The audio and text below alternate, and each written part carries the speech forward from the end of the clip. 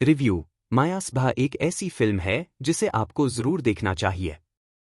इसे सफल बनाने में मदद करें। तुम्बाड़ के लगभग 8 साल बाद राही अनिल बर्वे एक ऐसी फिल्म के साथ वापस आए हैं जो शायद उनकी पहली फिल्म जितनी शानदार न हो, लेकिन यह कम ओरिजिनल भी नहीं है। जावेद जाफरी की मुख्य भूमिका वाली मायासभा में जबरदस्त विजुअल एनर्जी और एक खास कहानी कहने का अंदाज और लय है। यह अपनी बिना किसी समझौते वाली भावना और जबरदस्त एनर्जी से अपनी ज्यादातर ताकत हासिल करती है, जिसे एक्टर्स और कहानी के अप्रत्याशित प्रवाह ने और भी बढ़ाया है। यह कैंपी है। यह कलात्मक है। यह शुद्ध सिनेमाई बेफिक्री है। बर्वे की दूसरी फिल्म लंबे, दर्दनाक संघर्ष के बाद मल्टीप्लेक्स तक पहुंची है। यह रिलीज झूठी शुरुआत, रुके हुए प्रोजेक्ट्स, रद्द योजनाओं और तुम्बाड़ के लिए कम पहचान मिलने के सिलसिले को खत्म करती है, जिसने डायरेक्टर को एक असाधारण कहानीकार के रूप में पेश किया था। मायासभा में, जैसा कि उन्होंने तुम्बाड़ में किया था, बर्वे लालच, धोखे, पागलपन और कमजोर इंसानी कमजोरियों और नाकामियों के विषयों को अपने सिग्नेचर अनोखे अंदाज में पेश करते हैं, जो हैरान करने वाला और आकर्षक, भ्रमित करने वाला और सम्मोहित करने वाला है।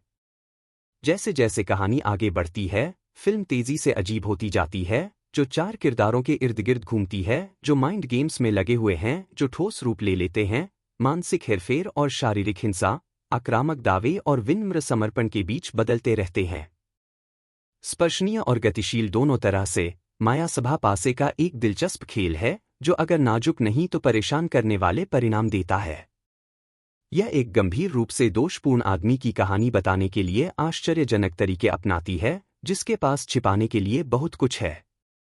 फिल्म एक ही दिन में एक ही जगह पर होती है, एक खस्ताहाल मूवी थिएटर जो एक भूमिगत दुनिया जैसा दिखता है, जहां तनाव, धोखा और झूठ का राज है, और इसमें केवल 4 किरदार शामिल हैं, जो ज्यादतियों और उलझनों में फंसे हुए हैं, जो उन सभी को एक भ्रमित करने वाले भंवर में डाल देते हैं।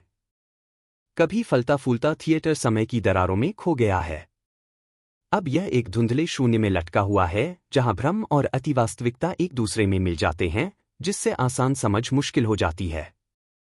जावेद जाफरी, यह दिन के उजाले की तरह साफ है, जब फिल्म में और कुछ भी साफ नहीं है, कि उन्हें अच्छी तरह पता है कि यह ऐसी सामग्री है, जहां आधे अधूरे उपाय काम नहीं करेंगे, वह पूरी तरह से अपने किरदार में डूब जाते हैं और पीछे नहीं हटते। जेफरी सन की फिल्म प्रोड्यूसर परमेश्वर खन्ना का रोल निभाते हैं, जिनके अच्छे दिन अब जा चुके हैं। वह अपने अंधेरे और सीलन भरे अड्डे में पावर और कंट्रोल के एक दुखद बुलबुले में रहता है। यह एक ऐसी जगह है जहां सिर्फ वह और उसका बेटा, वसुशेन, मोहम्मद समद, रहते हैं, एक ऐसा लड़का जिससे वह नफरत करता है लेकिन प्यार भी करता है। परमेश्वर, एक ऐसा आदमी जिसने दुनिया छोड़ दी है, जिसके तरीके उतने ही रहस्यमय हैं जितना कि वह थिएटर जो उसका घर है, उसके पास वासु से नफरत करने की वजह है, जिसने खुद को बचाने के लिए उस भूले हुए पिक्चर हाउस के एक कोने में अपनी छोटी सी दुनिया बना ली है। वह लड़का, जो इस निराशा भरे कमरे में बिल्कुल अलग दिखता है, हमेशा डर में रहता है। जब उसके पिता गुस्सा करते हैं और चिल्लाते हैं, जो अक्सर होता रहता है, तो वह हेलमेट पहन लेता है। वह टूटा फूटा थिएटर, परमेश्वर के दिल, दिमाग और जिंदगी की बुरी हालत का मेटाफर होने के अलावा, उसके अंदर कहीं 40 किलो सोना छिपा हुआ है।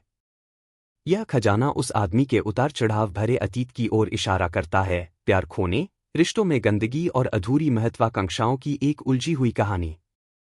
यह बात कि परमेश्वर के कामों में जितना दिखता है उससे कहीं ज्यादा है। फिल्म एक सीक्वेंस से शुरू होती है, जिसमें वह डीडीटी छिड़कता है, जिससे धुएं का एक बड़ा बादल उठता है, जो थिएटर के अंदरूनी हिस्सों में फैल जाता है। यह बात जल्द ही सामने आ जाती है। थिएटर का हर कोना, जिससे फिल्म को उसका टाइटल मिलता है, अतीत की गंध से भरा है, लेकिन बर्वे की शानदार स्क्रीन प्ले में कोई फ्लैशबैक इस्तेमाल नहीं किया गया है ताकि उन परतों को हटाया जा सके, जो सालों से यहाँ चीजों पर जमी धूल की मोटी परत की तरह हर चीज से चिपकी हुई है।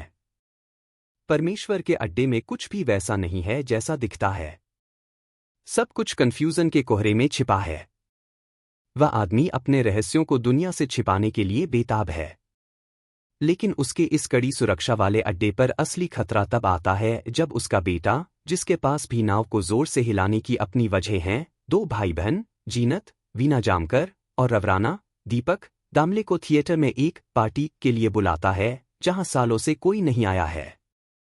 इस अजीब दुनिया में, जो उदासी और खतरे दोनों से घिरी है, एक बड़ा धुआं छोड़ने वाला डिवाइस जो डीडीटी छिड़कता है, शायद उस जगह पर फैली मौत और निराशा की बदबू को दूर करने के लिए, और पौधों से ढका एक बेकार कमोड, ये कई अजीब चीजों में से सिर्फ दो हैं।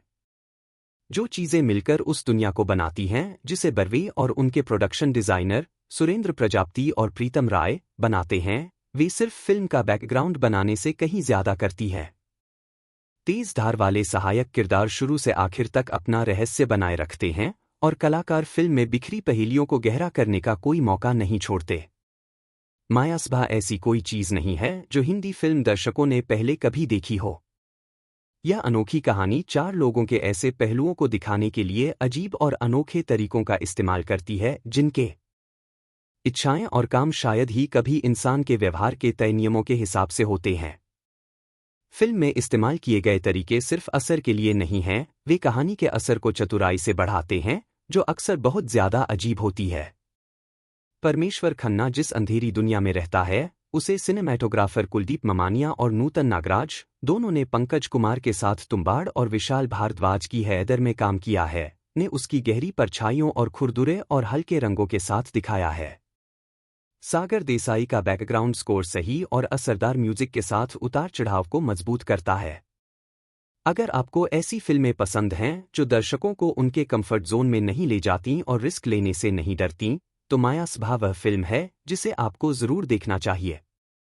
इसे कामयाब बनाने में मदद करें। मायासभा एक अजीबोगरीब फिल्मी अनुभव है जो अपना पूरा राज खोलने में समय लेती है। एक बार जब यह ऐसा करती है, तो यह आपको अपनी तरफ खींच लेती है, और फिल्म खत्म होने के बाद भी इसका असर लंबे समय तक रहता है।